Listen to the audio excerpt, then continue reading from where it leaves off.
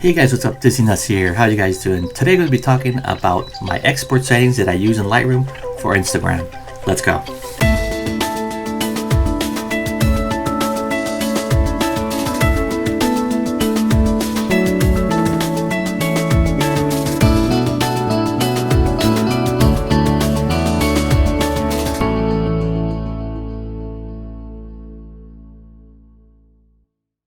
Okay, so today's question comes from an Instagram account that's called The Cat with a Beard. Yes, that's the Instagram account, so feel free to check them out. And hopefully this answers your question regarding the Lightroom settings that you use for exporting to Instagram. So we're going to go over every single option that we have to export, and I'm going to explain why I picked the stuff that I picked. And hopefully it clears up some of the questions that you have or some of the other people may have when picking those settings for Instagram. Let's dive into Lightroom. Let's go. Okay, so to export an image, as you guys know, you can either do it through the library setting, or you can come right on top of the image and do right click and hit the option to export. Now I'm going to bring up the export options so you can see which was the one that I use. And there's a couple of them that I like to have, and I like to sort them by a certain way. So what I like to do, I like to put a number in front, because a number will force the sorting no matter if the name has letter I or F or Facebook or whatever. Okay, so the first one that I always have in the top is the one for Instagram, which is number one, as you can see here in the top. And the settings are pretty straightforward. So let's go ahead and start with the settings starting from the top. So the first thing that I like to do, and if you've seen my video of how I process the photos and my workflow and where I put them using Google Drive, I like to put my exports always in the same folder. And that way the Google Drive will pick up the file and sync it up into the cloud. Then I can pull the file down to my phone and upload it. Now something that I do also is to put overwrite with a warning, because many times I'll go back and edit the photo if I don't like it, and I'll upload it again, and I'll make sure that this option is set to overwrite a warning. That would have to be clicking. You sure you want overwrite? Yes. Okay, so moving on, file renaming. You can rename the file when you upload. I like to leave them as it is, because when I import the photos, I usually change the file name to the date and time that the photo was taken. That way every photo is unique. And there's a video that I did of all this stuff regarding, again, the workflow and the names and all stuff, and I'm going to put a link to it so you guys can check it out. Okay, the next is video, and we're going to skip that because obviously we're not doing video. And then we come up to the file settings, and pretty straightforward.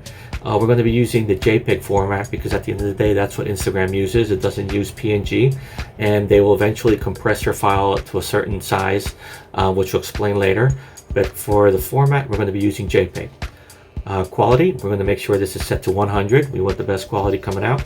And then the color space, we're going to be using sRGB, which is the default that the system has. And it's basically like a template of, if you want to say colors, that's somewhat the standard. I leave this as it is, and I haven't had any problems with it, so we're going to leave it at sRGB. Now to limit the file size, I turned this off because we're not worrying about exporting a really big file. We're going to later define the size of it, so we're going to leave this option off. Okay, so when we talk about image sizing, very important when it comes to Instagram, the file sizes of the images that are shown are actually at 1080. So we want to make sure that our size of the image is 1080 or bigger. Now in my case, I like to double the size just in case, and also because if depending how I crop the image is, I want to make sure that either of the two edges is at least 1080. So in this case, just by doubling the amount of 1080 times 2, I come up with the 2160. Now when it comes to resizing the fit, I will select short edge, and the reason for that is you have short edge and you have long edge. And what that is, that when you have a photo, let's say it's a portrait photo, the long edge is going upwards and the short edge is to the side. So I want to make sure that the short edge is at least twice the size of Instagram uses, because that way the other edge is going to be for sure more than the 1080 that I need to be able to upload. So again, I'm going to be setting this to short edge, and I'm going to be setting this to 2160. Now you can set it to 1080 if you want, but I just like to set it to 2160 in case I use this photo for something else, in case for Facebook or Twitter or something like that. Then I don't need to worry that the photo is too small. And at 2160 also, the photo is not big enough to be printed. Okay, when it comes to output sharpening, the one that I like to use, which I found is somewhat a subtle sharpening, is the one for screen and the one for standard. and that gives me the flexibility that if I want to add a little bit more sharpening, even after I put the photo on my phone, I can do it. If I put something here that's too high, what's going to happen? If it's over sharpened, I can correct it. Okay, now the next one is metadata, and this is the information that is captured with your photos. For example, if it's who took the photo, the lens that you use, and all that fun stuff. I like to leave it as all metadata because that way I know the settings that I use for that particular photo. If I go back, I want to know what I took. And very important, I do like to take off the remove location info, because as you know, many of these photos, if you took this with an iPhone or something like that, it'll record the location with the GPS that your phone has, and sometimes that's not a good thing because you don't. If you're taking photos in some place that you don't want people to know, which is your house, for example, so you want to make sure that that information is off. Now, before we jump into the next part, I just want to go ahead and talk quickly about the metadata. And the metadata is the information that is brought in from the photo. And this is where actually you can also put it to send copyright information and your contact info. Now, where do we put that information? That is actually done when you import the file into Lightroom. And the way that's done is that we're going to go up to here to library. We want to make sure that your library option is selected in Lightroom. And under here in the metadata, we're going to click edit metadata presets.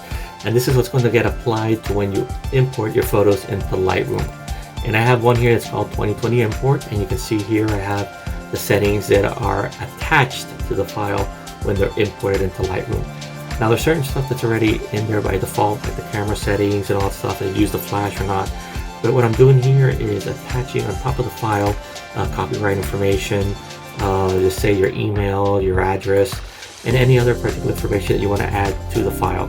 Now this needs to be done before you import the photo. If for any reason you want to do it after the fact, it's pretty straightforward. You basically select your photo, and then here on the right, when you where you have the option to view your photos, you can see here the preset, and you can select the preset that you want. And just by clicking that right there, we'll overwrite the settings and put the new ones that we just created. So when we export, those settings are included. Okay, the last two settings that we have here is watermarking, and I'm not going to go into detail in this video about my options of watermarking, but when it comes to Instagram, I do not watermark the photos, basically because the photo is so small already, and I think that the watermark somewhat takes away from it. And another question that people ask all the time is that if Disney reshares photos with watermarks, so I could say that the 42 photos that they've shared on their multiple accounts, none of them had the watermark, and I have not seen a photo that Disney has shared with a watermark that isn't from their own company. So keep that in mind. Okay, and the last one is the post-processing, is what you want to do when the photo finishes as exporting. Many people put show and explore, and what that will do will open up the Explorer window so you can drag and drop and copy it to whatever location. I do nothing because already the file is in the location that I want to, which is in the to upload folder. That's it, guys. Those are my settings that I use for Instagram. Pretty straightforward, nothing fancy. And so feel free to try these settings to see if you're happy with the output that you get. Okay, guys, so that's it. Those are the settings that I use to export from Lightroom into Instagram. Hopefully this answers any questions that you may have had.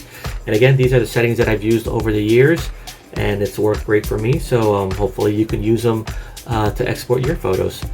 Now, if this is the first time watching these videos, my name is Disney Nuts, and I do videos like this, and usually from the parks. But as you can see, since we're stuck at home with the COVID-19, not much places I can go. But I enjoy doing these videos for you guys, and hopefully continue having them. So if you like what you saw, make sure you hit the subscribe button and click the bell to get notified. And feel free to comment and share this with your friends.